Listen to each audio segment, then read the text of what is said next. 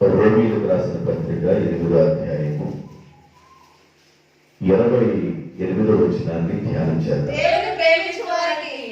దేవుడిని ప్రేమించు వారికి అనగా ఆయన సంకల్పము చొప్పున పిలవబడిన వారికి మేలు కలుగుటకై సమస్తమును సమకూడి జరుగుతున్నదని ఎరుగుదుము. చాలు.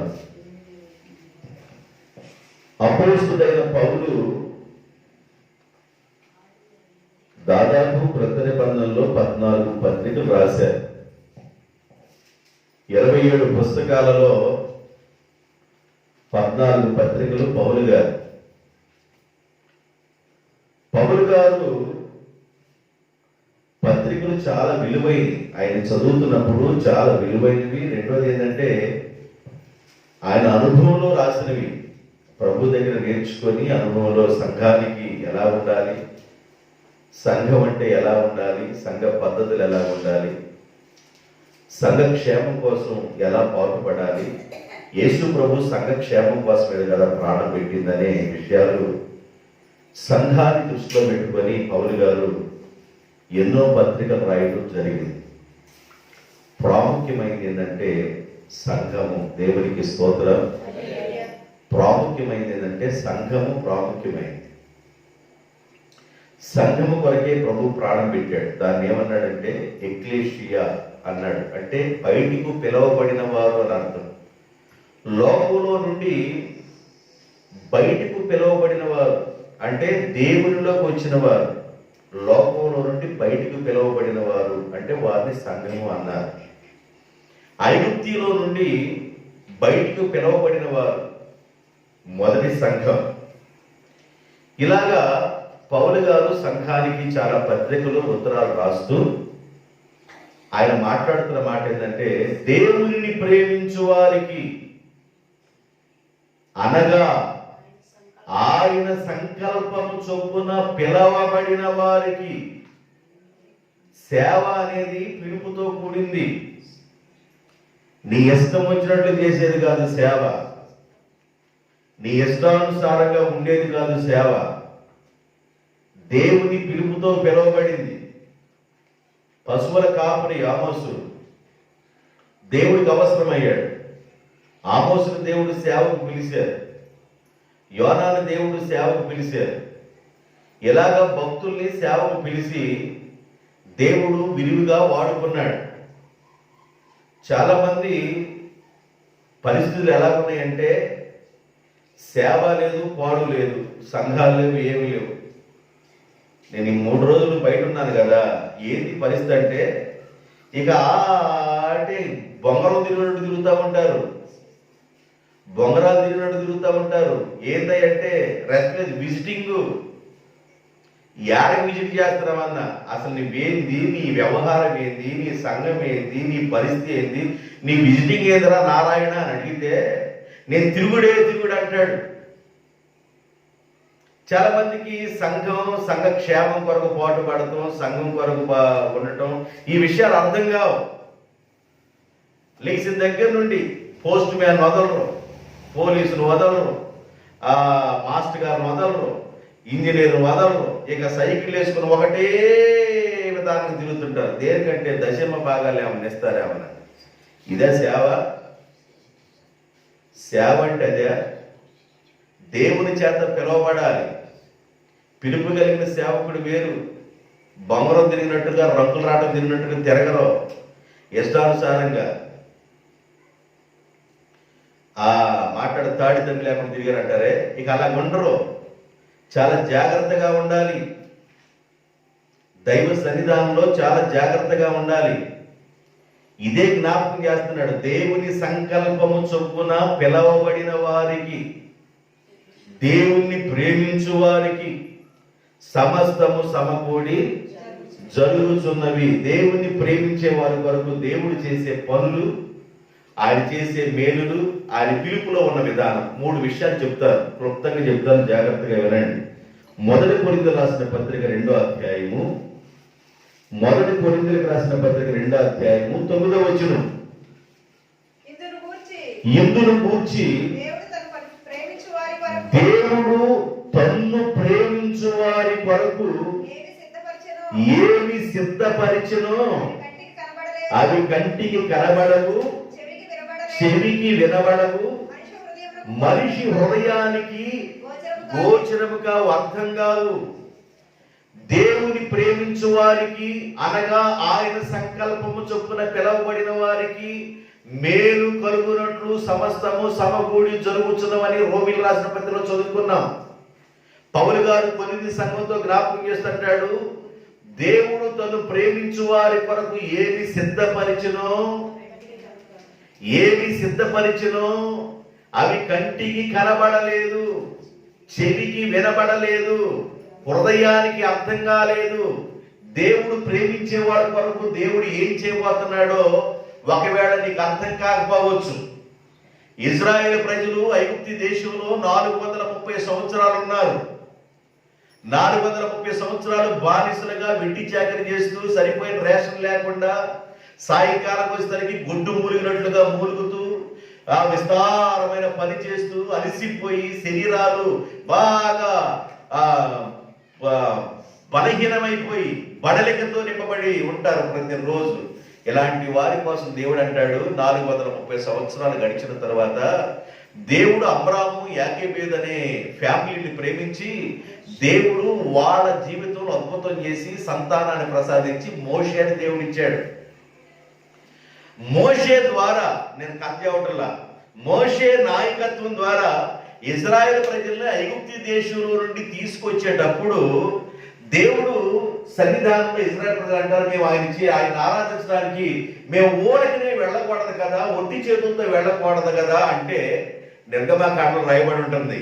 ఏం రాయబడి ఉంటుందంటే, వాళ్ళ కోసం వెండిని విలువైన వస్త్రములను బంగారమును వారి కొరకు సిద్ధపరిచెను. దేవునికి స్తోత్రం. ఏమేమి సిద్ధపరిచాడంటే దేవుడు? వెండి, బంగారము, విలువైన వస్త్రాలు. చదువుతారా? ఎన్నో వచనం? నిర్గమకాండం 12వ అధ్యాయం 35వ వచనం. ఇశ్రాయేలీలు మోషే మాట చొప్పున చేసి ఐగుప్తీ దేశములో ఉన్న వారి యొద్ద వెండి నగలను, బంగారు నగలను, వస్త్రములను అడిగి తీసుకొని ఐగుప్తీయుల యొద్ద వెండి నగలను, బంగారపు నగలను, విలువైన వస్త్రములను అడిగి తీసుకొని. బాయ్, ఎంతకాలం మేము సేకరణ చేశాం, ఎంతకాలం కష్టపడ్డాం. 430 సంవత్సరాలు, మా 4వ తరం వరకు, 4 తరాలు మా తాత ముత్తాతలు మీ కింద వెట్టి చాకరీ చేశారు, బానిసలుగా ఉన్నారు. మేము ఇప్పుడు దేవుణ్ణి ఆరాధించడానికి వెళ్తున్నాం, మేము ఒట్టి చేతులతో వెళ్ళాం. మాకు వెండి, బంగారం ఇవన్నీ కావాలంటే వాళ్ళు వెండిని ఇవ్వడానికి ఇష్టపడ్డారు, బంగారం ఇవ్వడానికి ఇష్టపడ్డారు, విలువైన వస్త్రాలు ఇవ్వడానికి ఇష్టపడ్డారు. ఐగుప్తీయుల యొక్క ఇనప బీరువాల్లో దేవుడు ఇజ్రాయేల్ యొక్క సంపదను దాచిపెట్టాడు. దొంగోడి చేతికి తాళం ఇస్తే ఎక్కడికి వెళ్ళవు. కాబట్టి అబ్బాయి, మీ దగ్గర ఉంటే మాత్రం వాడు మామూలు ముదురు ముక్కలో ముదిరిపోయిన వ్యక్తులు రా. ఐగుప్తీయులు అంటే మామూలు వ్యక్తులు కాదు. మీ దగ్గర కంటే వాళ్ళ దగ్గరే దాస్తాను. టైం వచ్చినప్పుడు వాళ్ళ దగ్గర నుండి నేను మీకు వెండి నగలను, బంగారపు నగలను, విస్తారమైన మంచి వస్త్రాలను నేను మీకు ఇప్పిస్తాను అని దేవుడు ఏం చేశాడంటే, ఇజ్రాయేల్ ప్రజలకు తగిన సమయం వచ్చినప్పుడు వెండి నగలను, బంగారపు నగలను, విలువైన వస్త్రాలని వాళ్ళ చేతికి అప్పగించెను. దేవునికి స్తోత్రం. బైబిల్ ఏం చెబుతుందంటే, దేవుణ్ణి ప్రేమించిన వారికి అనగా ఆయన సంకల్పం చొప్పున పిలువబడిన వారికి మేలు కలుగునట్లు సమస్తము సమకూడి జరుగుచున్నవి. దేవుణ్ణి ప్రేమించే వారికి దేవుడు ఏమి సిద్ధపరిచెనో అవి కంటికి కనబడలేదు, చెవికి వినబడలేదు, హృదయానికి గోచరం కాలేదు. ఏమి సిద్ధపరిచాడు, ఏమి దాచిపెట్టాడంటే, ఆయన పిల్లల కోసం వెండిని, బంగారాన్ని, విలువైన వస్త్రాలను దేవుడు దాచిపెట్టాడు. దేవుడు అబ్రహామును కూడా సేవకు పిలిచినప్పుడు కల్దీల ఊరు అనే పట్టణం నుంచి దేవుడు అబ్రహామును బయటికి తీసుకొచ్చినప్పుడు అబ్రహాము దేవుని యొక్క స్వరం విని ఆయన స్వరానికి లోబడి 12వ అధ్యాయంలో ఆదికాండంలో దేవుని చిత్తానికి లోబడ్డాడు. 12వ అధ్యాయంలో దేవుని యొక్క మాట విని దేవుని స్వరానికి లోబడి దేవుని చిత్తానికి లోబడి సేవకు లోబడి ఆయన పని చేయడం ప్రారంభించి ముందుకి కొనసాగుతూ ఉన్నాడు. దేవుడు ఏం చేశాడు? 13వ అధ్యాయం 1వ వచనం ఆదికాండం,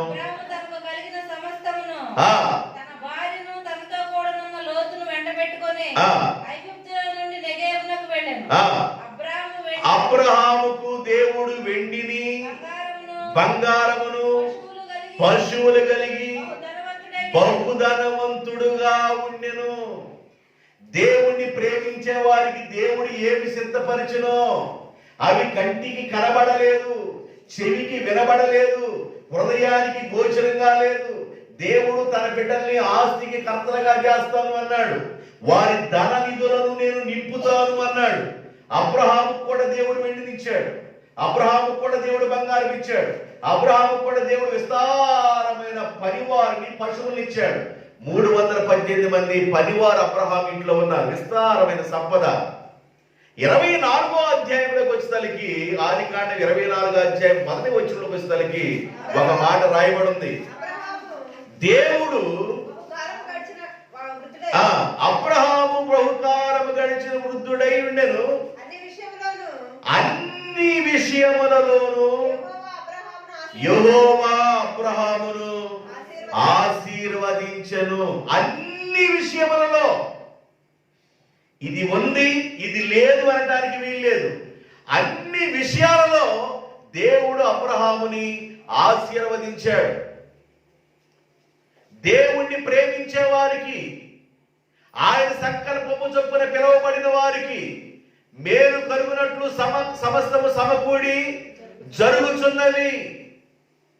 దేవుడు పేతుని సేవకు పిలిచినప్పుడు, శిష్యుని సేవకు పిలిచినప్పుడు అన్నాడు, అరే బాబు, మీరు కర్ర కానీ చెప్పులు కానీ తీసుకోకుండా, సంచి కానీ తీసుకోకుండా వెళ్ళండి. మీరు ఏ గ్రామంలోకి వెళుతున్నారో ఆ గ్రామానికి శుభం అని చెప్పండి. ఏ ఇంటి వాళ్ళు చేర్చుకున్నారో ఇంటి వారికి శుభం అని చెప్పండి.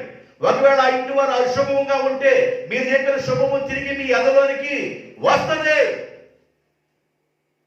వెళ్ళండి అన్నాడు. సేవకి వెళ్ళి తిరిగి వచ్చిన తర్వాత ప్రభు అంటాడు, నేను పంపించాను కదా, మీకు ఏమైనా కొదువు ఉన్నదా అని అడిగితే పేతురు అంటాడు, మాకు ఏమి కొదువా లేదు. దేవునికి స్తోత్రం.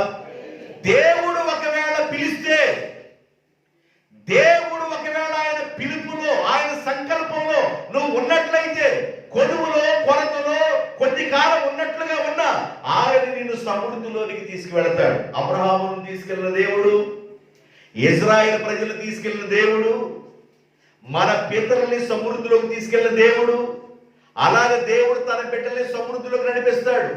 ఒకవేళ దేవుని మాట వినకుండా జిమ్మిక్కులు చేసి, ఇష్టానుసారమైన పనులు చేసి, ఇష్టానుసారమైన పద్ధతులుగా నువ్వు ఉన్నట్లయితే, ఇజ్రాయేల్ ప్రజలు యెహోవా దృష్టికి దోషులైన కారణాన్ని బట్టి దేవుడు 7 సంవత్సరాల మిద్యానీయులకు వారిని అప్పగించను.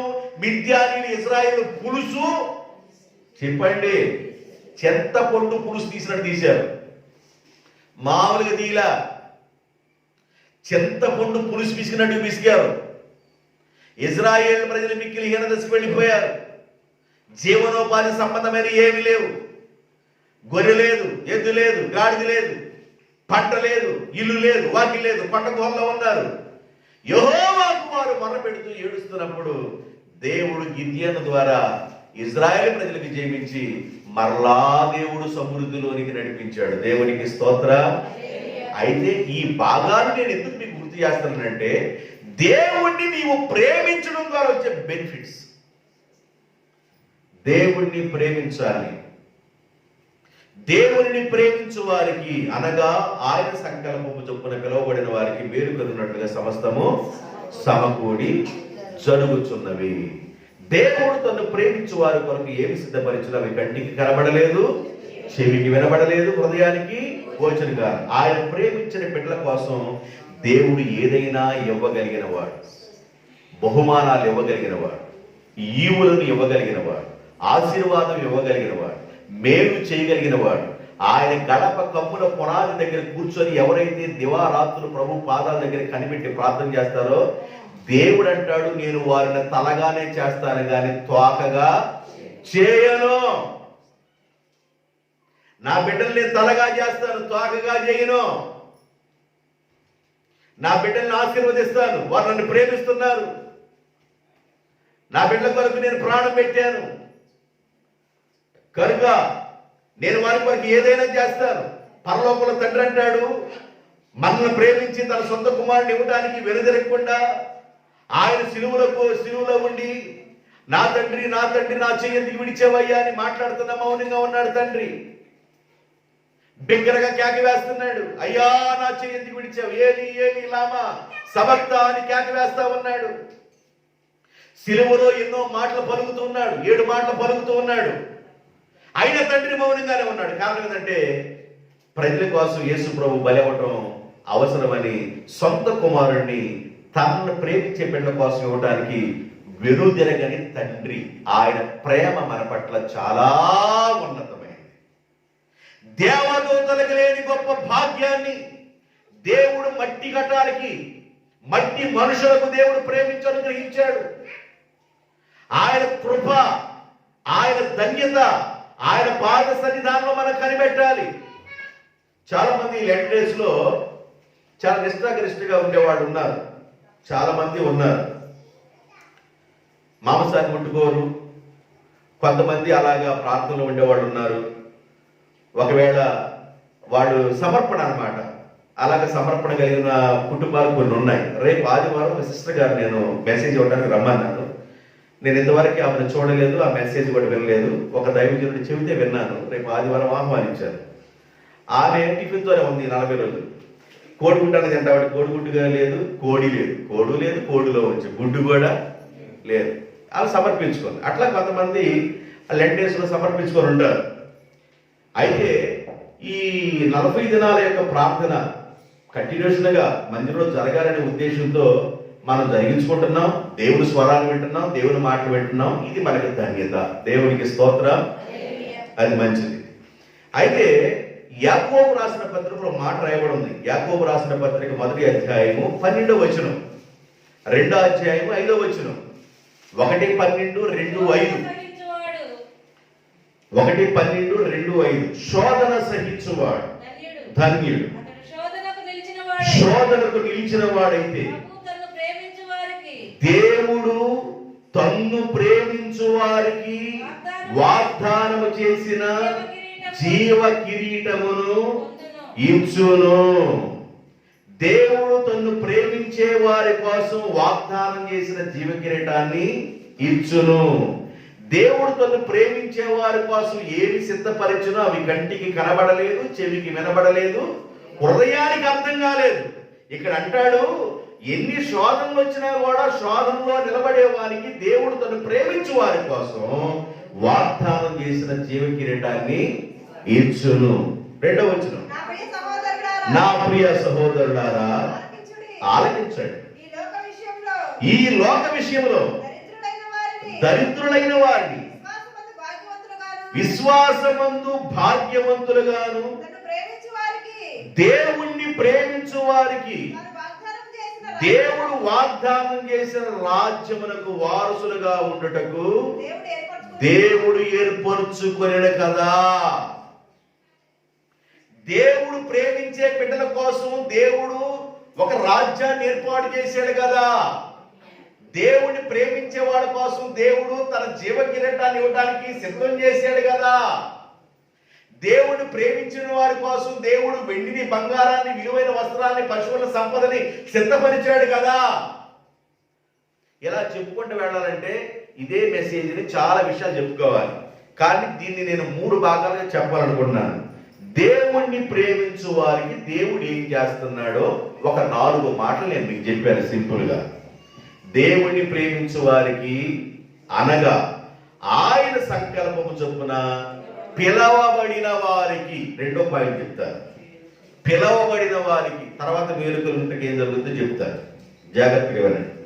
రోమీయులకు రాసిన పత్రిక 9వ అధ్యాయం, రోమీయులకు రాసిన పత్రిక 9వ అధ్యాయము 10, 11, 12 వచనాలు. అంతేకాదు చదువమ్మా, క్లియర్ గా పెద్దగా ధైర్యంగా చదువు. రెబ్కా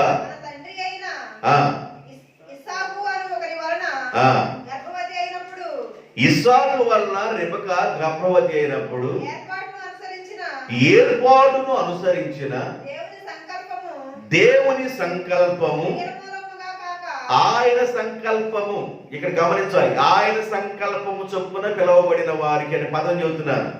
ఆయన సంకల్పము క్రియల మూలముగా గాక పిలుచువాని మూలముగానే, క్రియల మూలముగా గాక పిలుచువాని మూలముగానే నిలకడగా ఉండి నిమిత్తము పిల్లలింకా పుట్టి మేలైనను కీడైనను చేయక మునిపే పెద్దవాడు చిన్నవాడికి దాసుడవుతాడని ఆమెతో చెప్పెను. ఆయన సంకల్పంలో ఉన్న వారి యొక్క పిలుపు గురించి చెప్పాడు. ఇంకా పుట్టిన తర్వాత చూద్దాం, ఉల్లి పువ్వ మల్లి పువ్వ అంటే ఏదో ఒక పువ్వు చూద్దాం మనం. వాడి శాస్త్రాలను బట్టి, వాడి పద్ధతులను బట్టి మనం ఏదో ఒకటి చూద్దాం. ఒక్కొక్కడు మామూలుగా ఫేస్ ఫీలింగ్ చిన్నప్పుడే వాడు మామూలుగా చూడడం, వాడు చూపు, వాడి విధానం చిన్నప్పుడే వేరుగుంటుంది. అసలు వాడి చూపును బట్టి, వాడి శాస్త్రాలను బట్టి, వాడి నడకను బట్టి చిన్నప్పుడే చెప్పేస్తాం. పిల్లలు పుట్టిన తర్వాత చూద్దాం మనం. ఇక్కడ దేవుడు అంటాడు, ఆయన సంకల్పంలో ఉన్న వాళ్ళకి ఇంకా పిల్లల్ని ఇవ్వక మునిపే పెద్దవాడు చిన్నవాడికి దాసుడు అవుతాడనే ఒక పిలుపుని, వాళ్ళ సంకల్పాన్ని దేవుడు గుర్తు చేస్తున్నాడు. ఎవరితో? రెబెకాతో దేవుడు గుర్తు చేస్తున్నాడు. పెద్దవాడేమవుతాడు? చిన్నవానికి దాసుడు అవుతాడు. వారి యొక్క పిలుపులో ఉన్న బలం ఎలాగుండిద్దో, దేవుడు పిలిస్తే ఆ పిలుపులో బలం ఉంటది. దేవుడి పిలుపు ఉన్నవాడి యొక్క అభిషేకం వేరుగా ఉండింది. దేవుని పిలుపు వేరు, ప్రత్యేకమైంది.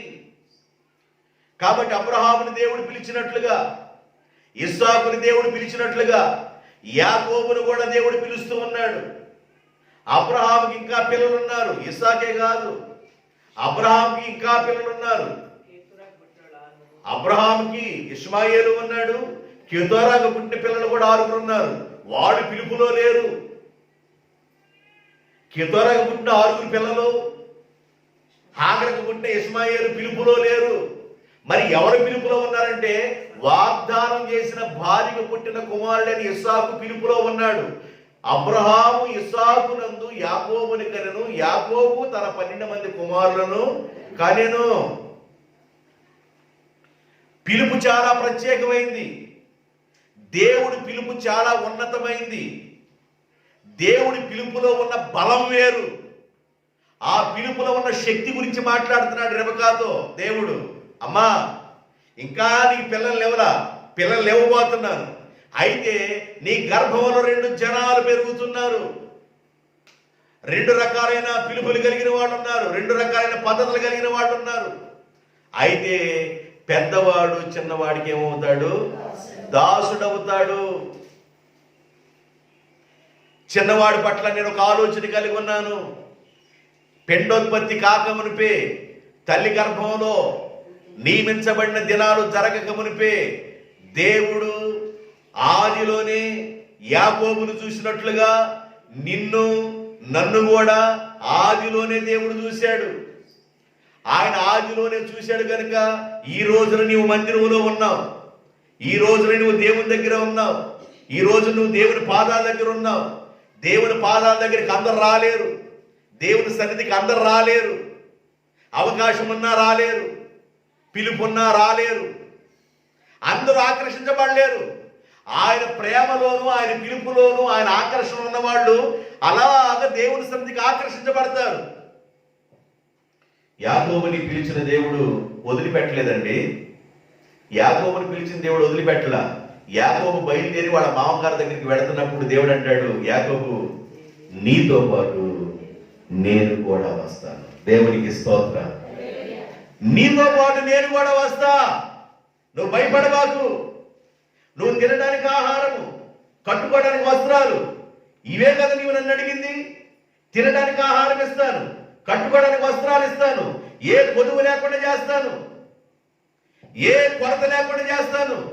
ఇదే కదా నీవు నన్ను అడిగింది, పద నేను నీతో కూడా వస్తానని యాకోబుతో దేవుడు లూజు అనే ప్రాంతంలో వాగ్దానం చేసి, ఆ లూజు అనే ప్రాంతంలో యాకోబు ప్రార్థన చేసి దాన్ని బేతేలుగా మార్చి, బేతేలు అంటే దేవుని ఇల్లు అని మార్చి, ఆయన తలగడగా చేసుకున్న రాయిని నిలబెట్టి రాయి కొన మీద నూనె పోసి అభిషేకించి ప్రార్థన చేసి ఆయన అన్నాడు, మరలా నీవు నన్ను తీసుకొచ్చిన తర్వాత ఇక్కడ నేనేం కడతాను, బలిపీఠం కడతానని మొక్కుకొని వెళ్ళిపోయాడు. నీవు చేసుకున్న మొక్కుబడి ఒడంబడిక 2 సంవత్సరాలు కాదు, 20 సంవత్సరాలైనా ఆ మొక్కుబడి నువ్వు చెల్లించవలసిందే. యాకోబు చెల్లించాడు.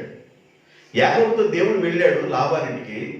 యాకోబుతో దేవుడు వెళ్ళిన వెంటనే లాబాను యొక్క ఆస్తి 30 60 100 వర్ధిల్లుతూనే ఉంది. బైబిల్ ఏం చెబుతుందంటే 30వ అధ్యాయం ఆదికాండం 30వ వచనంలో యాకోబు అంటాడు, నేను రాకమునుపు మామగారు నీకుండినది కొంచెమే, నేను అడుగు పెట్టిన చోటెల్లా అది బహుగా అభివృద్ధి పొందెను. నేను పాదము పెట్టిన చోటెల్లా నా దేవుడు నిన్ను ఆశీర్వదించాడు. నా పాదం పెట్టిన చోటెల్లా నా దేవుడు నిన్ను ఆశీర్వదించాడు. కారణం ఏంటంటే నేను పాదం పెట్టేటప్పుడు నాకంటే ముందుగా నా దేవుడు పాదం పెట్టాడు. నాకంటే ముందుగా నా దేవుడు వచ్చాడు. నాతో నా దేవుడు ప్రయాణమయ్యాడు. అందుకనే నీ గొర్రెలు సంపద పెరిగింది, నీకు ఆశీర్వాదం కలిగింది. ఎంత సమృద్ధైన ఆశీర్వాదం కలగడానికి గల కారణం ఏంటంటే నన్ను నడిపించిన దేవుడు నాతో ఉన్నాడు. నా దేవుడు నాతో అడుగు పెట్టాడు కనుక నీకేమొచ్చేసింది, సమృద్ధి వచ్చింది. తల్లి గర్భంలో ఉన్నప్పుడే రెబెకాతో దేవుని సంకల్పాన్ని మాట్లాడుతున్నాడు. దేవుని ప్రేమించు వారికి అనగా ఆయన సంకల్పము చొప్పున, అక్కడ ఆగండి, తర్వాత వెళ్దాం మళ్ళీ. ఆయన సంకల్పము, ఆయన సంకల్పాన్ని ఎవరితో మాట్లాడుతున్నాడంటే రెబెకాతో మాట్లాడుతున్నాడు దేవుడు. నా సంకల్పం ఇది నీ చిన్న కుమారుడి పట్ల. మరి ఏసావు పట్ల వాడు అడివిగాడిద ఏం చేస్తాడు, వాడు సొగసైన బట్టలు వేసుకుంటాడు, టిప్పు టాప్పున. ఎర్రని వాడు, రోమము కలిగిన వాడు, మంచి వస్త్రాలు వేసుకొని బాగా జనాలు రోడ్ల మీద అయి ఫుడ్డుకు తిరిగినట్లుగా ఈయన తోటలో ఫుడ్డుకు తిరుగుతూ ఉంటాడు. కొంతమందికి నేత్రాహారం అవసరం, ఈయనకి ఏమైనా శరీరాహారం అవసరం. సొగసైన వస్త్రాలు వేసేవాడని రాయబడి ఉంది ఏసావు గురించి. ఎర్రని వాడు, రోమము కలిగిన వాడు, సొగసైన వస్త్రములు ధరించి వేటాడటంలో నేర్పరి వేటగాడే. యాకోబు గుడారవాసి, ఏసావు అరణ్యవాసి. అరణ్యులని ఆయన కాపురం, అరణ్యులను బ్రతుకుతాడు. ఈయన గుడారవాసి, గుడారములు కనిపెట్టి ప్రార్థన చేస్తూ ఉండేవాడు యాకోబు. యాకోబు గుడారవాసిగా, ప్రార్థనాపరుడిగా ప్రభు పాదాల దగ్గర గుడారములో యాకోబు కనిపెడతా ఉన్నాడు. అరణ్యవాసి అని తిరుగుతున్నాడు. తల్లిదండ్రులకి ఇష్టం లేని పనులు చేస్తూ ఇష్టానుసారంగా జీవిస్తున్నాడు. దేవుడు అంటాడు రెబెకాతో, నా పిలుపుని, నా సంకల్పాన్ని చెబుతున్నాను. పెద్దవాడు చిన్నవాడికి ఏమవుతాడు, చిన్నవాడిని నేను చేస్తాను, ఆశీర్వదిస్తాను. దేవునికి స్తోత్రం.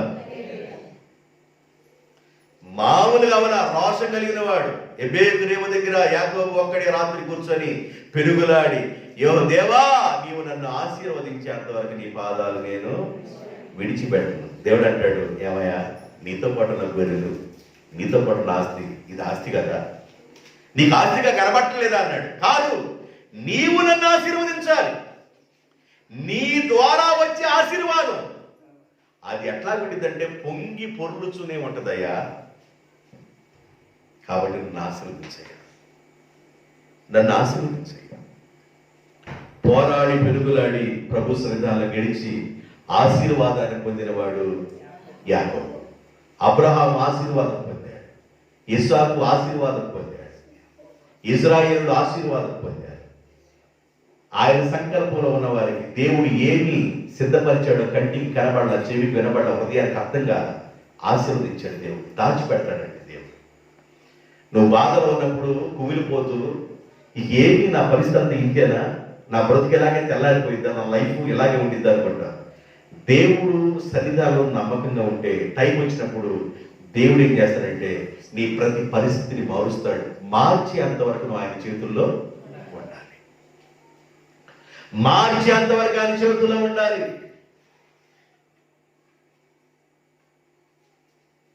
ప్రభు చేతుల్లో ఉండాలి.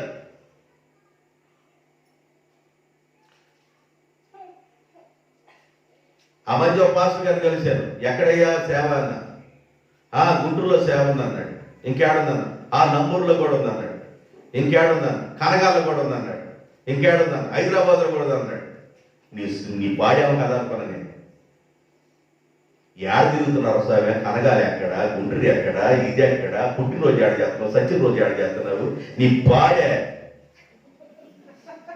బాడేమో కదా.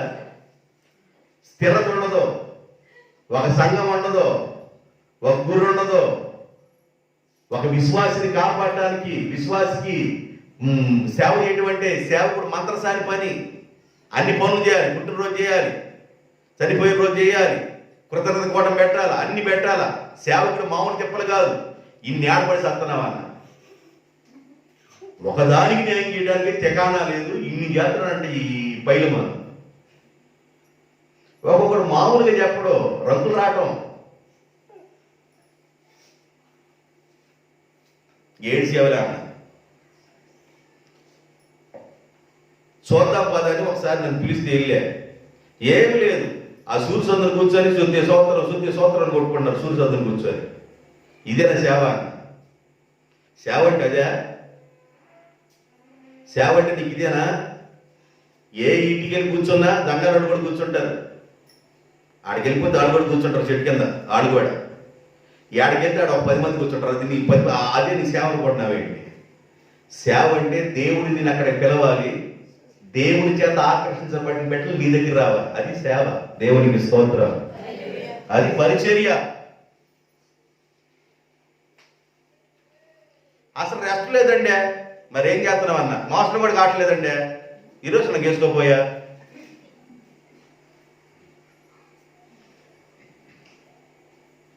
పిచ్చిగా పిచ్చేసాయలు, పిలుపు లేకుండా, ప్రణాళిక లేకుండా, ఇష్టానుసారంగా తిరగటం, రంగులు రావటం తిరిగినట్టు తిరగటం, భూచక్రం తిరిగినట్టుగా తిరగటం, ఒకటే తిరుగుడు.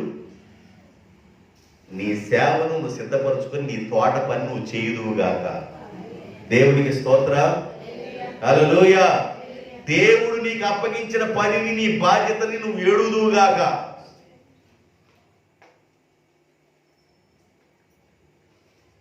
దేవుడు అప్పగించిన పని లేకుండా ఇష్టాంతరంగా 4 ఎకరాలు కోసాను. నీది కోసుకో, ఎండిపోయి రాలిపోతుంది. ఎవరికే కోతం ఎందుకు నువ్వు? దానికి రెస్ట్ లేదంటే రాత్రి అంతా పెద్ద వాడబడి వచ్చాను, సీనియర్ అంట వాడబడి వచ్చాడంటే ఏడ వాడబడి వచ్చాను? వాడబడి రాత్రి అంతా వాడబడి వచ్చి ఏడ వాడబడింది నువ్వు? నీ పిలిపేంది? అసలు నీ కథ ఏంది? అసలు నీ వ్యవహారం ఏంది? నీ స్టాండర్డ్ ఏంది? నీ పరిచర్యకున్న పద్ధతి ఏంటి? పరిచర్య చాలా చాలా చాలా ప్రాముఖ్యమైనది. దేవునికి స్తోత్రం. హల్లెలూయా. దేవుని సంకల్పాన్ని పిల్లల పుట్టక ముందే చెబుతున్నాడు దేవుడు. ఏమి చేయబోతున్నాడో, పిల్లల పుట్టక మునిపి ఆ పిల్లల్ని నేను ఎలా ఆశీర్వదించబోతున్నానో అన్ని విషయాలు దేవుడు ముందుగా చెప్పగలిగిన వాడు. ఇజ్రాయేల్ ప్రజల గురించి 430 సంవత్సరాలు గడిచిన తర్వాత మరలా వాగ్దాన దేశానికి తీసుకొస్తానని 430 సంవత్సరాల యొక్క ఆ చిట్టాబుద్ధుల మొత్తం, ఆ లెక్కల మొత్తం అబ్రహాముతో దేవుడు పిల్లా జల్లా లేకముందే చెప్పాడు. దేవుడి పిలుపు అలా ఉండింది. దేవుడు చెప్తాడు అలాగా. దేవుని యొక్క పిలుపు అలాగుండి, దేవుని పిలుపులో శక్తి ఉంది, దేవుని పిలుపులో బలం ఉంది, దేవుని పిలుపులో అభిషేకం ఉంది. ఎలాగే వాక్యం మాట్లాడుతున్నా, ఎలాగే మౌతులు మాట్లాడుతున్నా, ఈ గ్రామానికి నేను వచ్చినప్పుడు వాక్యం మాట్లాడుతుంటే గ్రామంలో ఆరాధించబడుతున్న దేవత బయటపడి నన్ను వెళ్ళగొట్టడానికి వచ్చావా అని చెప్పేసి నాతో ముఖాముఖిగా మాట్లాడింది. అందరు కళ్ళారు చూశారు. దేవుడు అందుకే నన్ను పిలిచాడు. దేవునికి స్తోత్రం. దేవుడు అందుకే నన్ను పిలిచాడు. శక్తుల యొక్క కార్యాలు లయం చేయడం కోసం, దురాత్మల కార్యాలు లయం చేయడం కోసం, అపవిత్రాత్మ కార్యం లయం చేయడం కోసం దేవుడు అందుకే పిలుస్తాడు. రాత్రి వేళ అల్లాడుతూ మామూలుగా ఏమి చేయాలి అర్థం కాక, నవిలి మింగలేక అల్లాడుతూ ఉంటే పిల్లలు, రాత్రి వేళ కూడా దేవుడు అద్భుతాలు చేసేవాడు. 1 గంటప్పుడు వచ్చేవాడు. దేవుడు అద్భుతాలు చేసేవాడు, స్వస్థపరిచేవాడు, కార్యాలు చేసేవాడు. దేవుని పిలుపులో ఉన్న బలం అదే. నేను ఏడాది యువతల సాక్ష్యం బలుసులపాలని చెబుతున్నా. దేవుని పిలుపులో ఉన్న బలం అది. దేవుని సంకల్పం ఉంది. దేవుడు అంటాడు, నా సంకల్పం ఉంది. రేపకమ్మ, నా సంకల్పాన్ని నేను చెబుతున్నా. దేవుని ప్రేమించు వారికి, అనగా ఆయన సంకల్పము చొప్పున పిలవబడిన వారికి ఆయన సంకల్పాన్ని చెప్పేశాడు. రోమిలకు రాసిన పత్రిక 9వ అధ్యాయం 23-24 వచ్చిన, మరియు మహిమ పొందుటకు ఆయన ముందుగా సిద్ధపరిచిన కరుణా పాత్ర ఘటముల ఎడల, అనగా యూదులలో నుండి మాత్రమే గాక అన్య జనులలో నుండి ఆయన మనలను పిలిచెను. తన మహిమ ఐశ్వర్యమును కనపరచవలెనని ఆయన మనలను అన్య జనులలో నుండి పిలిచెను. ఆగండి, చూడండి. ఆయన యూదులలో నుండి మాత్రమే కాకుండా ఆయన అన్ని జనులలో ఉన్న మనలను పిలిచెను. ఎందుకు పిలిచాడు? ఆయన ప్రేమించు వారికి, ఆయన సంకల్పము చొప్పున పిలువబడిన వారికి మేలు కలుగునట్లు సమస్తము సమకూడి జరుగుతున్నవి.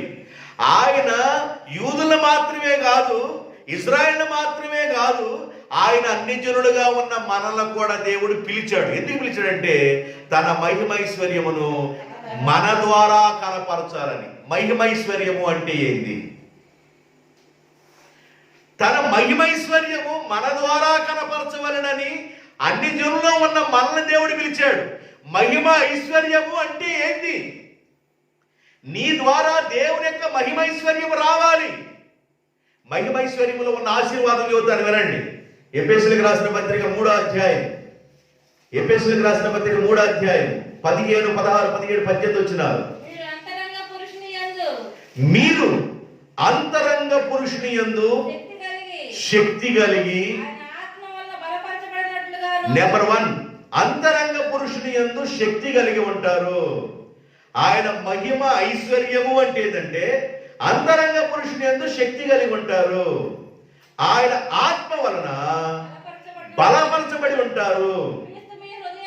క్రీస్తు మీ హృదయములో విశ్వాసము ద్వారా నివసిస్తూ ఉంటాడు. అది విషయం. తన మహిమైశ్వర్యము చొప్పున, తన మహిమైశ్వర్యము చొప్పున మీకు దయచేయవలననియు, మీరు దేవుని సంపూర్ణత యందు సంపూర్ణులుగా ప్రేమయందు వేరుపారి స్థిరపరచబడి సమస్త పరిశుద్ధులతో కూడా దాని పొడవును, వెడల్పును, ఎత్తును, లోతును ఎంతో గ్రహించున్నట్లుగా జ్ఞానమునకు మించిన క్రీస్తు ప్రేమను తెలుసుకొనుటకును తగిన శక్తి గలవారు కావాలనని మీ కొరకు నేను ప్రార్థించుచున్నాను. అన్ని జనులలో నుండి నేను మిమ్మల్ని ఎందుకు పిలిచానంటే తన మహిమ ఐశ్వర్యము మన ద్వారా కనపరచబడాలని. మహిమ ఐశ్వర్యము అంటే ఏంటి చెప్పాను. అంతరంగ పురుషుడు శక్తి పొందుతాడు, ఆత్మలో బలపరచబడుతూ ఉంటారు, క్రీస్తు విశ్వాసం ద్వారా హృదయంలో నివసిస్తూ ఉంటాడు. అక్కడ అంటాడు మహిమైశ్వర్యము చొప్పున అనే పదాన్ని వాడతాడు. అక్కడ అర్థమైందా? మహిమైశ్వర్యంలో ఉన్న బెనిఫిట్స్, ఆశీర్వాదాలు. ఈ మహిమైశ్వర్యం ఏం చేసింది చెప్తారు. ఈ మహిమైశ్వర్యం ఏం చేసింది? రోమిలకు రాసిన పత్రిక 2వ అధ్యాయం 4వ వచనం. దేవుని అనుగ్రహము మారు మనసు పొందుటకు నిన్ను ప్రేరేపించుచున్నదని ఎరుగక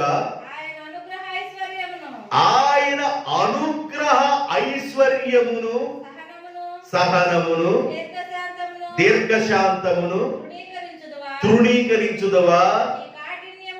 ఆయన అనుగ్రహ ఐశ్వర్యము, ఆయన అనుగ్రహ ఐశ్వర్యము, ఆయన మహిమ ఐశ్వర్యము మారు మనసు పొందటానికి నిన్ను ప్రేరేపించింది. దాన్ని నువ్వు గ్రహించవా? మహిమ ఐశ్వర్యం వల్ల బెనిఫిట్స్: 1, అంతరంగ పురుషుని యందు శక్తి కలిగి ఉంటాం, ఆత్మలో బలం కలిగి ఉంటాం, క్రీస్తు హృదయంలో విశ్వాసం ద్వారా నివసిస్తూ ఉంటాడు, క్రీస్తు సంపూర్ణత కలిగిన సంపూర్ణతలో ప్రేమ యందు వేరపరచబడి స్థిరపరచబడి సమస్త పరిశుద్ధులతో కూడా పొడవును, వెడల్పు, లోతు, ఎత్తులను గ్రహించినట్లుగా దేవుడు మనకు చేస్తాడు. మారు మనసు పొందటానికి ప్రేరేపిస్తాడు మహిమైశ్వర్యం. ఎంతకాలం లోకంలో ఉంటావు? ఎంతకాలం ఇష్టానుసారంగా ఉంటావు? ఎంతకాలం నీ పద్ధతుల్లో ఉంటావని దేవుని ఆత్మ నీతో మాట్లాడింది. ఏ మనుషుడు నీకు చెప్పాల్సిన అవసరం లేదు, కానీ దేవుని ఆత్మ నీతో మాట్లాడేదంటే మారు మనసు పొందటానికి మహిమ ఐశ్వర్యము ప్రేరేపించింది. యూదులలో నుండి మాత్రమే దేవుడు పిలవలేదు, అన్ని జనులలో నుండి కూడా దేవుడు పిలిచాడు. ఎందుకంటే తన మహిమైశ్వర్యము అన్ని జనుల ద్వారా కూడా బయలుపరచబడాలి. ఆయన పిలుపులో ఉన్న శక్తి బయటపడాలి. ఆయన సంకల్పము చొప్పున పిలవబడిన వారికి మేలు కలుగునట్లు సమస్తము సమకూడి జరుగును. సమస్తము సమకూడి జరుగును.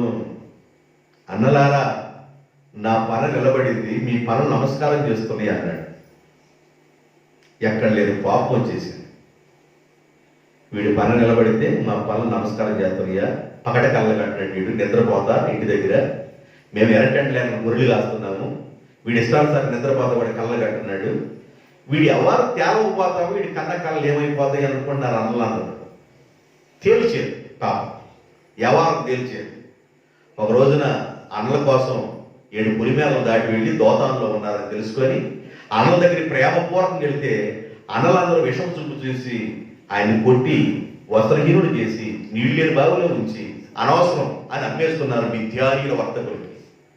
మిథ్యానీయుల వర్తకులు ఐగుప్తు దేశం వెళ్ళి అక్కడ సంతలో పెట్టారు. ఆయన సంతలో కొనుక్కున్నారు.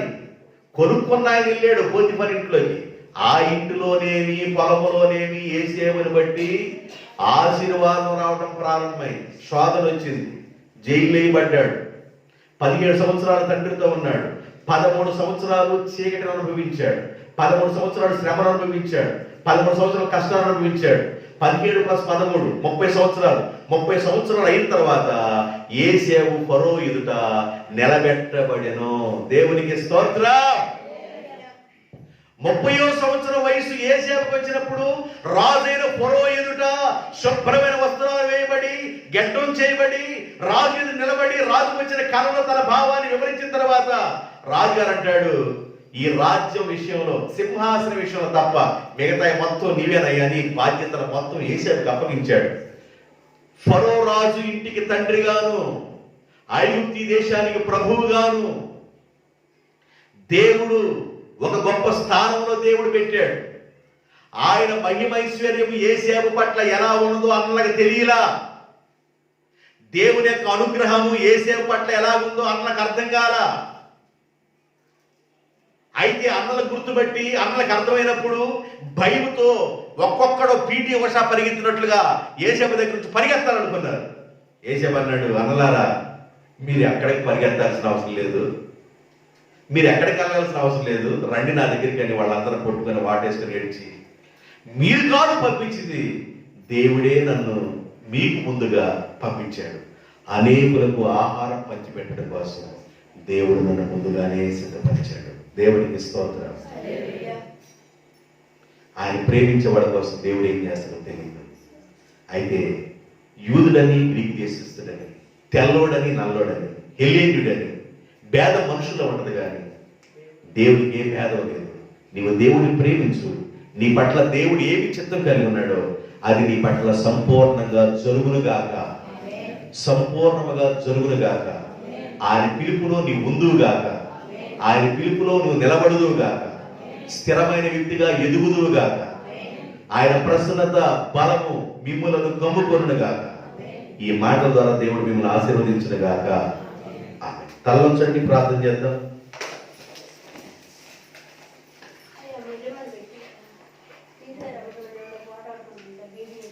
ప్రార్థన చేద్దాము. ప్రార్థన చేద్దాం, తర్వాత ఆ వ్యక్తిగతంగా ప్రార్థన చేద్దాం. మహాపరిశుద్ధుడైన తండ్రి, స్తోత్రాలు నాయన, స్తోత్రాలు స్తోత్రాలు. పరిశుద్ధుడైన మా ప్రభువా యేసయ్య, మీకు వందనాలు వందనాలు తండ్రి, వందనాలు ప్రభువా. మీ పరిశుద్ధ సన్నిధానంలో మీ పాదాలు పట్టుకొని ప్రాధాన్యపడుతూ ప్రార్థన చేస్తున్నాను. మీ గొప్ప తేజస్సు ప్రభావము మీ బిడ్డల కుటుంబాల మీదకి రానిమని ప్రార్థన చేస్తున్నాను. మీరు ప్రేమించే బిడ్డల కోసం మీరేమి సిద్ధపరిచారు, అర్థం కాకపోయినా తగిన సమయంలో మీరు ఇచ్చే దేవుడు అని మీ సంకల్పంలో పిలవబడిన వారికి సమస్తం మేలు కలిగినట్లుగా సమస్తం సమకూడు జరుగుతాయని మీరు మాట్లాడిన ప్రతి లేఖనాన్ని బట్టి వలన ఇందులో యూదుడని, ఇశ్రాయేలుడని, గ్రీకు దేశస్థుడని, హెలేనుడని భేదం లేదని మీ పిలుపు తగినట్లుగా మేము జీవించాలి ప్రార్థన చేస్తున్నాం. మీ పాద సన్నిధికి వచ్చిన మమ్మల్ని జ్ఞాపకం చేసుకోండి నాయన. ఈ విధంగా మీ పాదాల దగ్గర ఉన్న ప్రతి బిడ్డను పేరు పేరు చొప్పున జీవించమని, ఆశీర్వదించమని, మేలు చేత నింపమని, సకల దీవులతో మీ బిడ్డలను కప్పమని, తిరిగి మరలా మేము కలుసుకునేంత వరకు మీ కృప రానిమని యేసుక్రీస్తు నామములో ప్రార్థన చేయుచున్నాను తండ్రి. ఆమేన్.